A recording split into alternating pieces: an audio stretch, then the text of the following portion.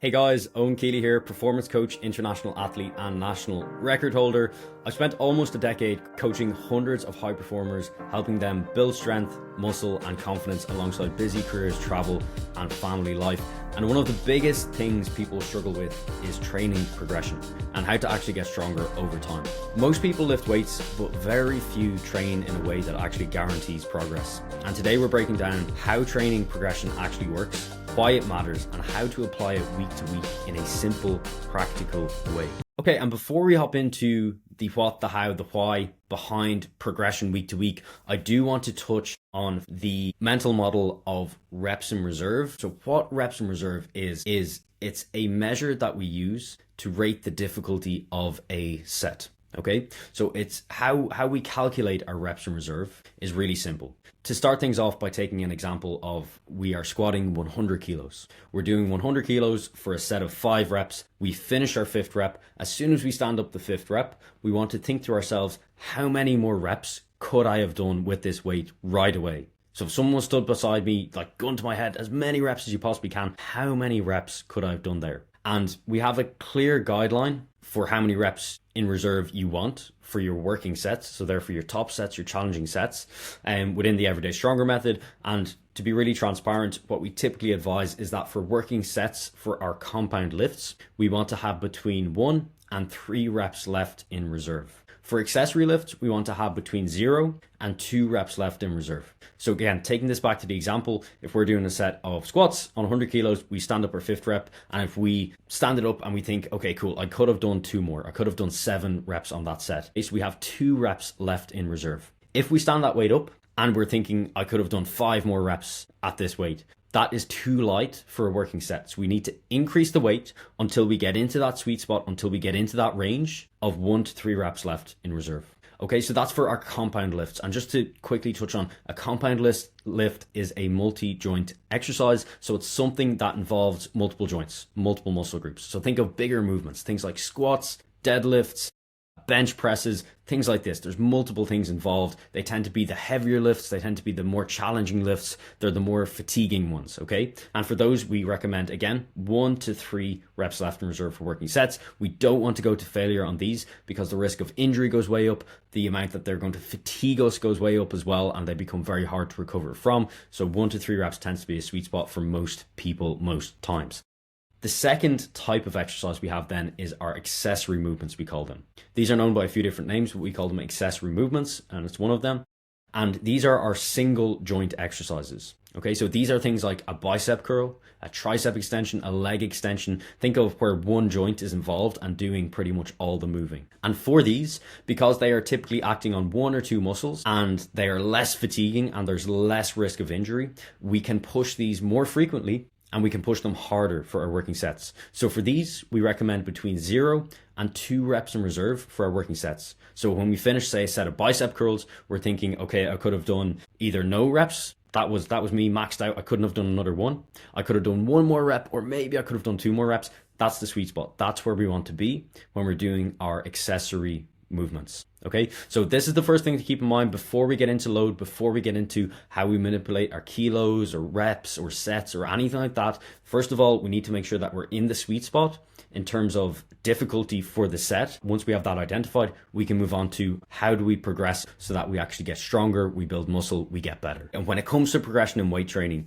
the king of the castle here is load. So that is the one figure that needs to improve or needs to increase week to week to week for us to actually progress, for us to undergo progressive overload, for us to improve and adapt and keep getting stronger, bigger, etc. Okay, and what load is it's a multiple of intensity and volume. And to break that down, to unpack it a little bit more, intensity is the kilos that we lift. So in each set that we're doing, for example, that 100 kilo back squat that we do for 5 reps, the intensity would be the 100 kilos that we lift. The volume then is the reps and the sets that we do at that weight. Okay, so in that example, say for example, if we did 100 kilos and we did 1 set of 1 rep, the load for that session then, if that's all we did, the load would be 100 kilos. That's our intensity multiplied by volume, which is 1 by 1, so that's 1, and the load would be 100 kilos.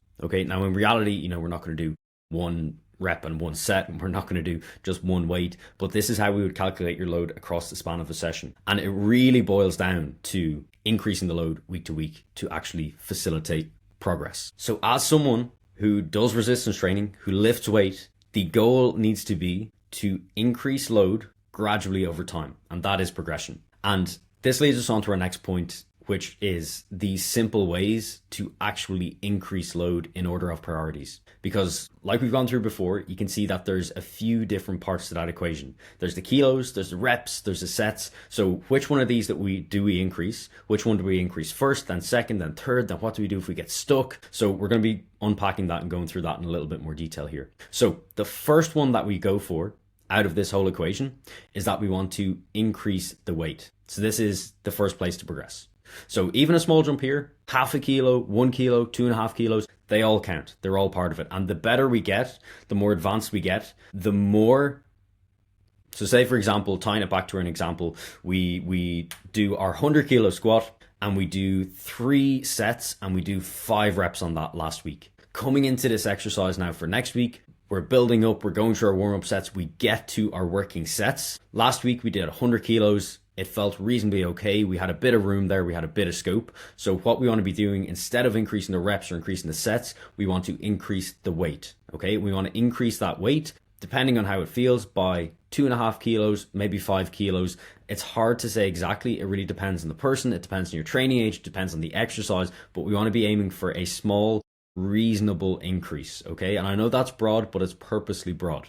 Think of the end goal here being to increase the load gradually. Not to hit our maximum in week number 2, increase it gradually. And we want to continue this process. So say, for example, week 1, we do our 100 kilos, we do 3 sets of 5. Week 2, we do 105 kilos, we do 3 sets of 5. Week 3, maybe things are getting more difficult then. We do 107.5 kilos, we do 3 sets of 5. Now we're on to week 4 and we're thinking, ooh, that 107.5, that felt heavy last week. I'm not sure if 110 is here this week for 3 sets of 5.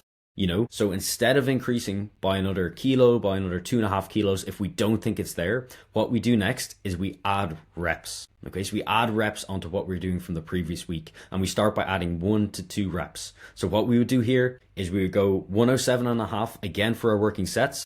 And instead of doing 5 reps, we're going to aim to do 6 reps, or maybe even 7 if we have it in us, on each of those working sets.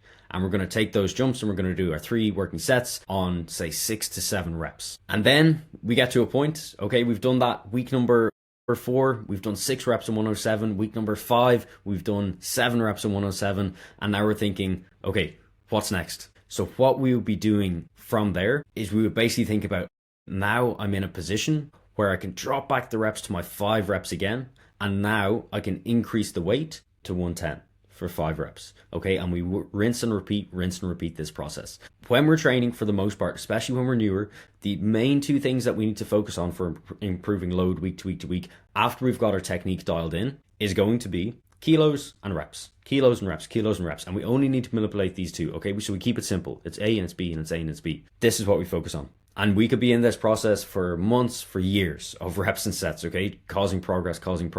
Again, increasing our load week on week on week. If we do get to a point then in future where we stall, so maybe we work our way up to 150 kilos on the back squat and we're doing, we're doing 3 sets of 7 reps, but we can't break into that 155 territory. So what we could do at this point, and this will come back to your programming. So if you do have a coach, this would be where you'd be discussing that with them. But if you are programming for yourself, what you would do at this point is that you would next increase your sets, because we think about sets as being the other big variable in that load equation. So we would think about, okay, instead of doing 3 sets of 5 at 150, next week I'm going to do 4 sets at maybe 140, maybe 145, maybe we can do 150. Okay, and with this, what you're doing is, again, you're increasing your load, so you're opening up the doors here. And typically when we do more sets, typically we'd be doing less reps here.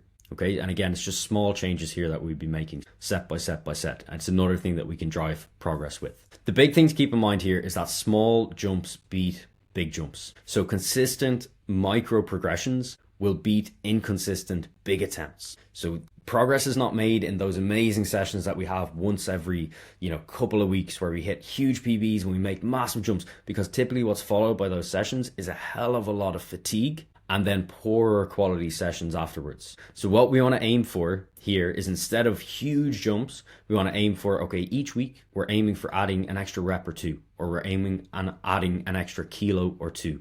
Okay, and then eventually if we get to a point where we can't anymore, then we get to the point of, okay, we'll add in extra sets here. But again, that's something that we don't want to lean into too early, because it's a little bit more advanced, and apart from that, it just takes more time to actually get through your session if we're doing 4, 5, 6 or more sets on something.